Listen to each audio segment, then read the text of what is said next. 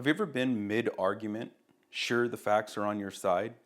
You lay them out clearly, expecting your partner to see their mistake as easily as you do, but instead they respond with anger or they just shut down completely? I know I have. 2 weeks ago, I stood across from Esme while cooking dinner, certain I was right. I spoke the truth that I could clearly see, but she didn't see it my way, and she got angry. And in about 10 seconds, a normal conversation turned into something else entirely.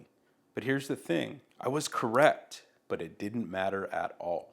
Because what I didn't understand at that time was that the moment that you stop trying to repair the disconnect between you and you start trying to win the argument, you're no longer on the same team. And doing that often enough will kill the relationship. And let me show you what this looked like for me. Because this night, I was overwhelmed. I had worked far later than I wanted. I was well behind on dinner and on several other tasks that I was balancing. The kids were being loud, they were wound up, they were excited about something, I have no clue. And the house was just pure chaos. The kind of noise that just gets to me really fast when I'm already stretched thin. And Esme had gotten home hungry, and hungry can make her pretty sharp.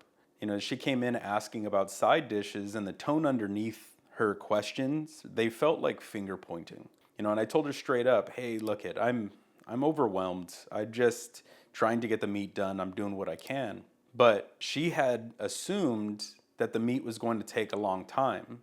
I told her that it wasn't going to, but she didn't ask. She just assumed, and she went with her assumption. And so when the meat finished early, there was no side dishes that were ready. She had gone looking for something else based on a guess instead of the question that she should have asked. And so she got upset. And somehow in a 10-second span, the conversation really turned to, well, you never communicate. And then that's when I said it. Well, I'm not the only one that miscommunicated here. And that was true. She'd assumed instead of asking. And that's real miscommunication on her end, not on mine. And it backfired instantly. Because what I didn't see in that moment, that comment that I was making wasn't about repair, it was a request. What I actually wanted from her was to stop and look at me and say, you're right, I did miscommunicate too. So I wasn't trying to close the gap between us. I was trying to prove that I was right. And I know that because of what happened next. She didn't say I was right. She spent the next 30 minutes talking to her own demons, building her case against me, while I was sitting in another room reading, trying to not think about it. And if my comment actually been about fixing anything, it would have made things better. But instead it didn't. It made everything worse. Because the true thing that I said wasn't aimed at connection. It was aimed at correctness. So later on that night, she had mentioned that she was wanting to take a walk, and I, of course, asked if I could join her.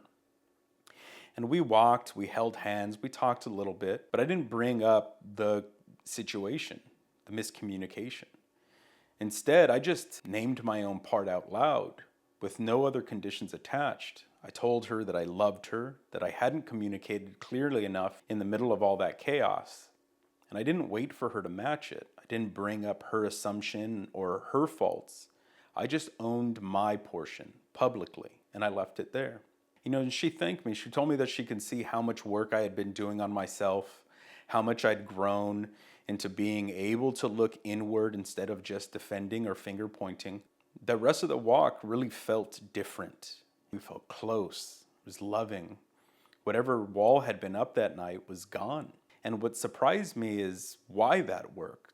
Because relationship researcher John Gottman studied what he calls repair attempts, the small moves that stop a fight from spiraling instead of feeding. He found that effectiveness of a repair attempt actually has nothing to do with who's right. It's determined by whether or not it lowers the tension in the moment or if it adds to it. So the very next day, unsurprisingly, the same argument came back up. And I felt that old pull, that hurt of, not this again. And so I turned to walk away. But I had only made it maybe 2 steps before I had caught myself, because that lesson from the day before has already been working in my mind. And I knew that if I just walked off now, I would just be doing the quiet version of the same old pattern and nothing would actually change between us. So I turned back around. But this time, I wasn't trying to prove anything to her. I told her, I'm not 100% sure if you realize this, but this really hurts me a lot. You have this tendency to struggle to see your own errors when I've made one too. And I wasn't accusing her, I was just naming what I saw, plainly, without stacking blame on top of it. She began to roll her eyes and make faces. I could feel the pull to either match her energy or to just go quiet and let it drop. But instead, I pointed it out. I said, even right now, you're rolling your eyes at this. I know that you're uncomfortable, but I'm really just trying to get us on the same page. And that's what actually let her drop her defensiveness. Not because I was pushing harder and not because I was backing off, but because instead, just like on the walk, I wasn't waiting for her to agree with me before I'd stay calm. I wasn't forcing her to agree. Her reaction didn't have to change before I could let that situation go. And she had gotten quiet.